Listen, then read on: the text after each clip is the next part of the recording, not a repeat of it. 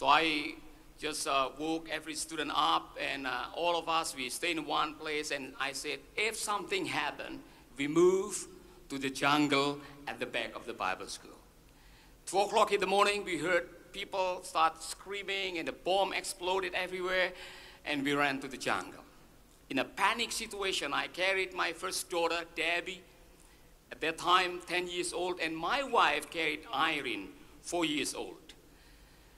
In the darkness, we didn't know who, and in life and death situation, we asked somebody to carry Irene because my wife couldn't move to the back of the Bible school, which is like a climbing a mountain. Maybe 30 minutes after that, we sat in the middle of the jungle. I want to make sure everybody was there. But I missed two, Irene and one of the students. As a father, it was the hardest time in my life. I was crying. I closed my eyes. I said, God, protect my daughter. I don't want something happen to her.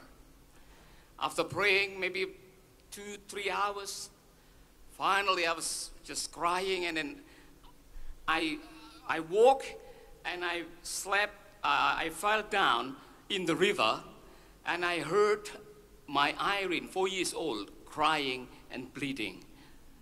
And that is turning point for my life.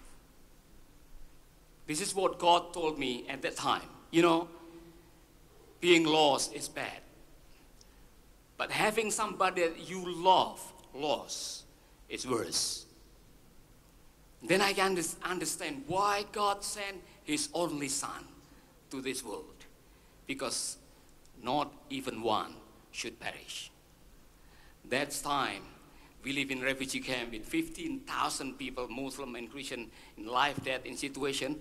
God spoke to me. The rest of my life is just to share the gospel for the lost. We moved to Bali in an army plane, standing for 4 hours.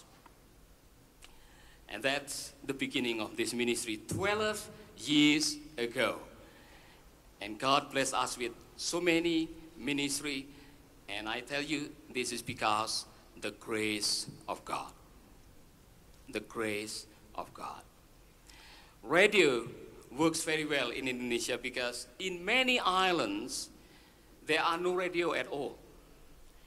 And no television. Some,